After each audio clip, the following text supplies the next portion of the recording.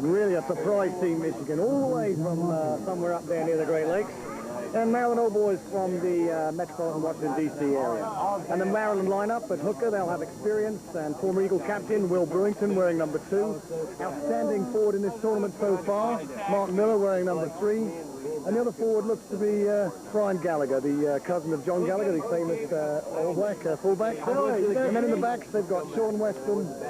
And controversially, they've sat Chris Petrakis, the brother-in-law of Charlie Wilkinson, the Nova fly half, who's also the brother to Jimmy and has several other brothers by the name of Tom, John, and others. And also in the backs, they have Truesdale at fly half with Granger in the centre and the speedster Burnham on the wing. Just want to interrupt you there, Sonny. It's interesting you mentioned young Gallagher as a relation of John Gallagher. Actually, John Gallagher's name's Kipper, so I guess we can call young Gallagher Trout, which would probably be an appropriate name for him as well. That's a great kick from Brewington to start off. Well taken there by Michigan. Truesdale in the passing lanes. So Maryland really need not only to win the game, but to make sure winning the group, they need to score 30 points. A tough task in itself, but they're certainly the kind of 7th team experienced enough to do that. Gallagher goes in, that's Weston. Works into Brewington, that's Truesdale. Truesdale's got Miller on the outside. Truesdale tries to run that one. Miller, back to Brewington. Brewington, they're working down this narrow side. Not a lot of room. There's Miller. Goes for the stiff arm. Lays the ball back. That's good. At least he's made a error. Granger doesn't manage to get the ball away. And Michigan have it. Well, we've not been furnished by our statistician with the Michigan lineup. But play continues now as Burnham goes back. Burnham goes down. That's good play. Pop that ball up. It's a little bit loose there. Sean Weston goes back and misses the lineup.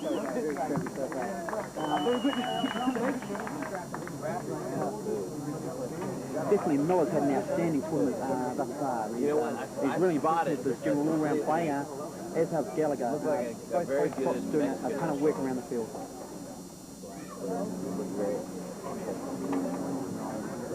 Looks like Mark Nemec is ready to throw in here. And Miller at the front of the line out there. He'll pose problems.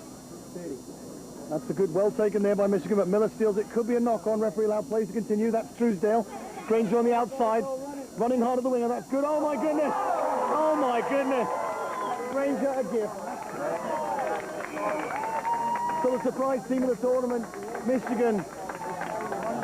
And you could see that Granger was running hard at the winger. He was going to try and put Burnham away, but he just telegraphed his pass. I thought it was a good run, but he definitely telegraphed the pass. Just the Great Michigan River, the floodgates open, and they run in there.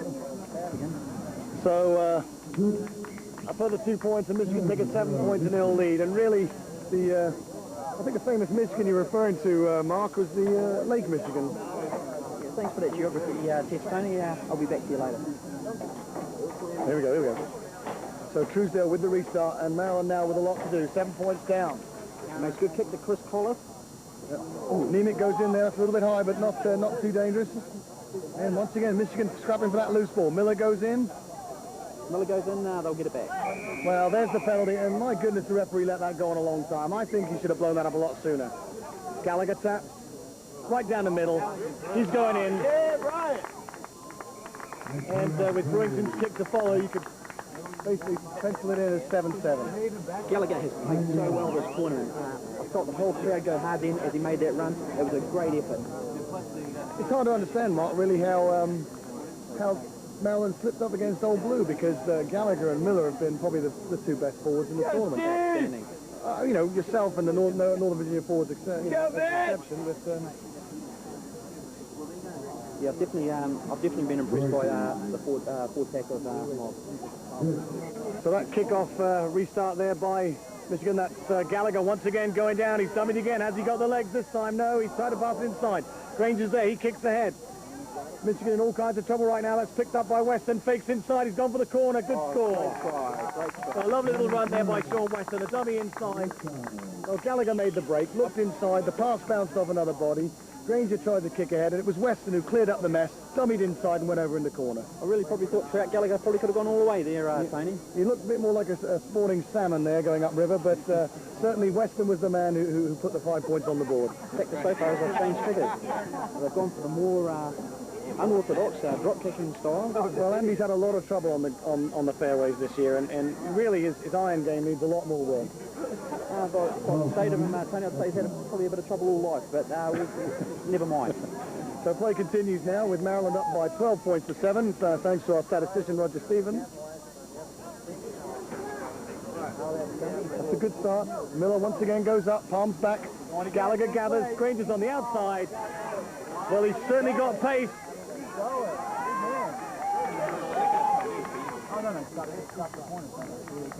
And Granger scores in the corner. So a nice little drill to kick off there.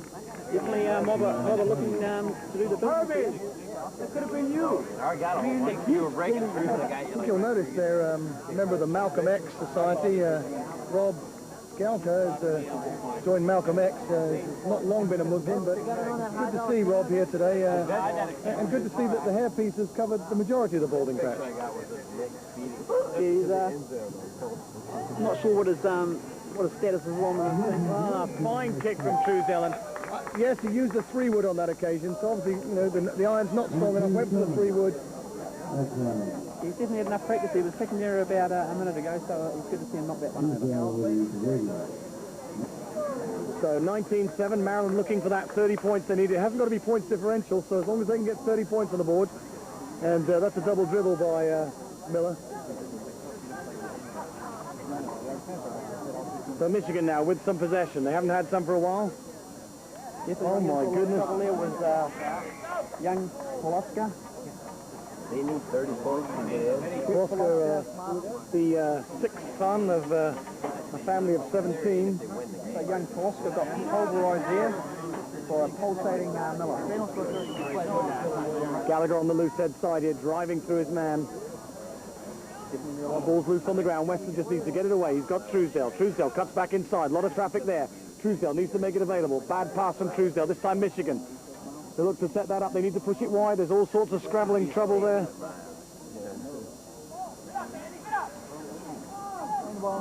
Definitely the boys from Michigan. They're scrapping for every bit of possession. They've got a chance now, 3-on-2. But we're coming back. Well, a very late whistle from the referee. And the question has to be asked, is the referee on the job? well, in fact, there are a number of question marks about the referees here this afternoon, Mark, and you were wondering about the conversion attempts and players on the defending side having to get back. What are your comments on that? Well, you know, I've been around the world and I've played a lot of rugby, and it's always been in my mind that sevens is a game of speed and of quickness, and the whole idea about the kicks is get them over numbers and then kick up the halfway. Right, and so Burnham's been set free. Granger managed to get Truesdale on the loop around, but Burnham is not able to finish it, or maybe he is. No. Good tackle. Well, that's great play by Burnham. He's actually run that, and there's Truesdale feeding Brewington. Brewington, good head, pushes it wide. That's Weston with the football pass. And there it is. Gallagher will canter in from there, no question. Oh my goodness, great tackle. Great tackle. Miller goes in.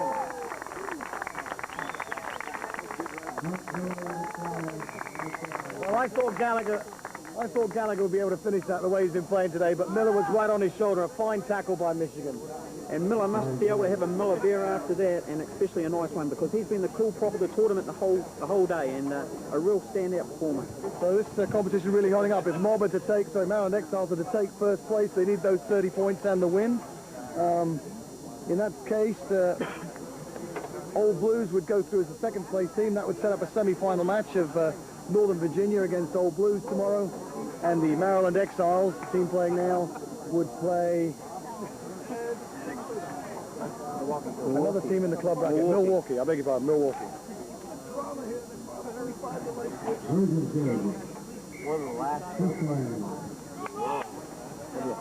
Score is 26-7. Chit-chat. Well, there's been a number of highlights this tournament, but not only the rugby has been a highlight. The 2 cases of beer that Scotty gave him down before the tournament was a highlight that has to be commended. He's definitely paying the price for it now. Back to the rugby, Tony. Well, yeah, we've got a half-time score here of 26-7 in Maryland's favour, so they just need one more score to make sure they get first place, that being a try, not just a penalty. So Miller, that's a great catch. Back to Brewington. And Brewington's gone to the inside there. There's Miller. Nice pass to Granger. And Granger stretches his legs. And that takes Maryland Old Boys into first place in their group. So the exactas realised, and Maryland Old Boys lead by 31 points to 7. So Will Brewington with a conversion. And Maryland, as long as they don't lose this game, assured a first place in their group.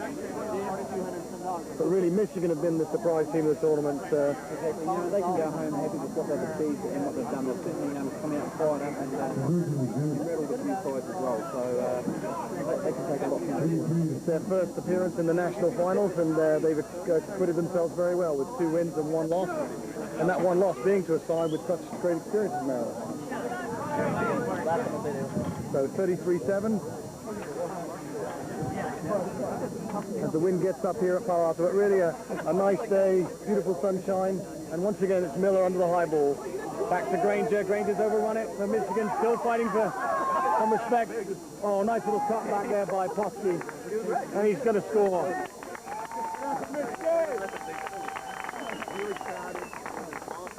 That is Paluska, Tony. That is Kurt Paluska running in that try. So Michigan with a lot of pride. He's a prop, and his steps are 6'5" and 205 pounds. You wouldn't believe it. That must be the camera angle, Mark. We got a bit of a funny angle up here in the stadium. And I think you can see now the crowd is full capacity. I think your estimate earlier of some 20 to 30,000. The figures are in. I know they were handed to you, Mark. So the final figure on attendance today? Well, I know that when I took that last count, there were still people trying to get in. So I'm only going by gate sales, but I'm sure that people were climbing the fence before, and things are going along really well. So we have a kick-off. So here's the restart. Miller unable to gather that one, but Gallagher does. Puts it back to Brewington. Brewington down the left sideline. That's Weston. He's got a fine pass, a little bit high. Truesdale. And Brewer, the real cornerstone in this Maryland team. Oh, lovely bounce for Burnham. Well, it was an ugly kick from Truesdale, really, and Burnham just made it look good. Brewington's taking a lot of time with it because he's making a meal of it. He'll probably throw it over from here. 40 points to... We'll just have to check with the stat room. I think it's 40 points to 14. 40-14, yes. And really a time really to give thanks to the support crew we've had here today, Mark, the cameraman, the stats, the ground crew, as play continues now. So Brewington gathers. Outside to Burnham, he's just had a stretch down the right, now he's going down the left wing. Thank you very much. Just like you go in San Francisco, Burnham can go both ways now. Also, Rugby Club, tremendous tournament here this afternoon. They've arranged excellent weather. Facilities have been ideal. The field a little bit suspect near the sidelines as the athletics track and near the sidelines. I guess that's been a real problem, Tony. I'm sure there'll be a lot of boys with a few grazes tonight down at the floor, down their way onto the track. Well, that and also the stomach stretch marks from Jimmy's Donut. Exactly, yeah. Jimmy's helped Dunkin' Donuts out in San Francisco as well as Washington. And worrying sign for Mob in the semi-finals tomorrow. Truesdale has gone off and he's been replaced. So Andy Truesdale, number 5 there, limping off. Well, perhaps that kick, you know, was probably a bit much for him.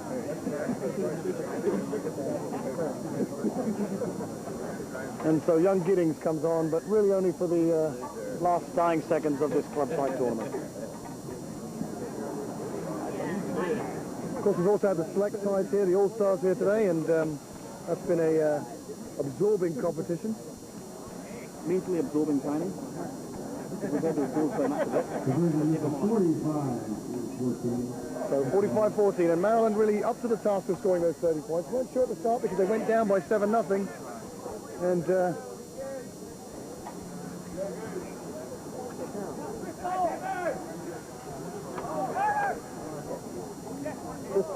this Michigan side is full of a lot of talent. Well, that's going to bounce favourably for Granger, and he's in a foot race now.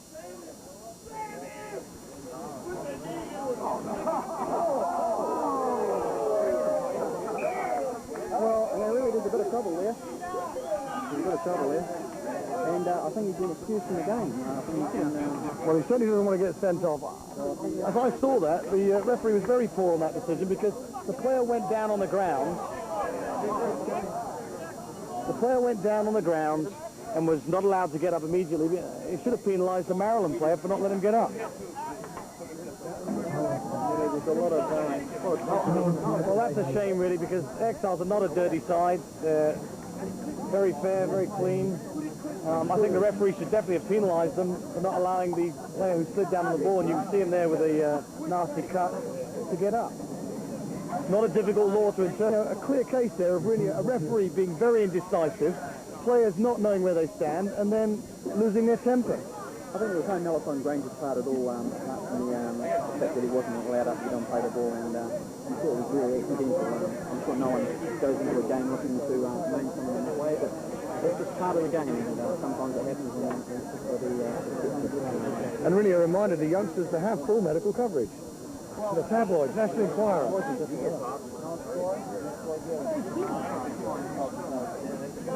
Take the referee a little bit out of his depth. Well, if there's any malice involved in such as has said, and you think then Granger might find himself lucky to The referee has awarded a penalty, I imagine, for the flagrant foul. There's certainly nothing I've seen. There's no malice in what I've seen, but I think it's just trying to get This is Brewington now. This is Miller. I'm sure he's going to have a go. There's Giddings on the outside. And not a bad, I think it's his first touch of the ball there, Mark. And certainly what a patch to have. Delicate, ivory fingers. I think it's more of a professional side. I know there's driving going on now. I think it's more of a professional side. Just get on with the game. So Vince Granger involved in a little incident there. What happened was he kicked the ball ahead. Michigan player went down on the ball, and then illegally a Maryland player seemed to land on top of him and prevent him from getting up. Referee should have blown the whistle right there. That would have stopped everything. But in his frustration, the Michigan player apparently stamped on a mob player, and then a punch was thrown, and we have an incident. But the final score from our stat man, but a great result by Mob, playing very well.